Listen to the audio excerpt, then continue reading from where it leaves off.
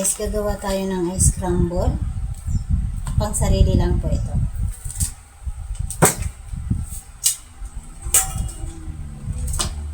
Ito na yung ating yelo.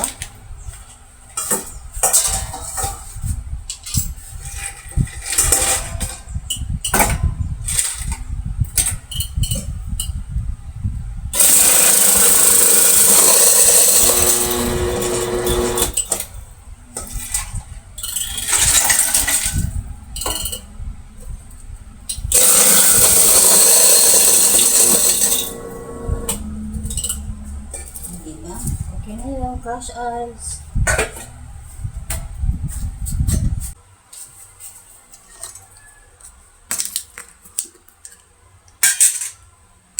Kung ayaw nyo ng blender, pwede naman whisk.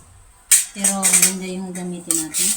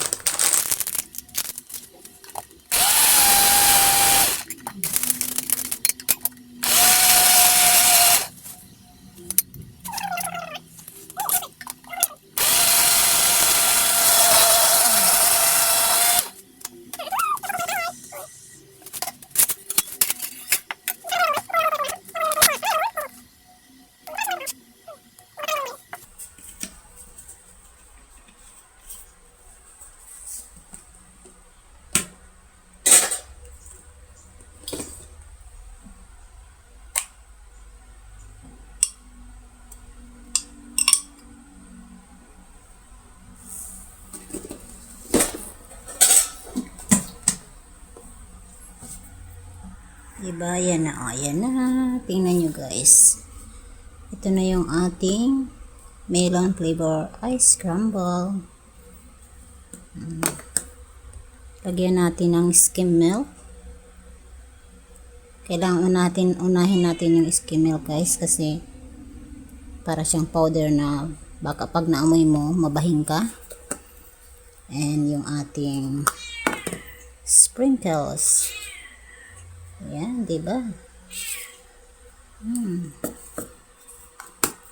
At yung ating marshmallow. Ito po yung panghimagas ni Kat. Ay, sorry.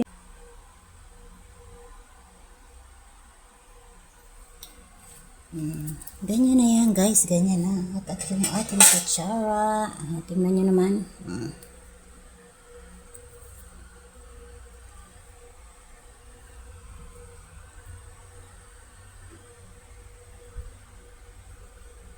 Ice crumble.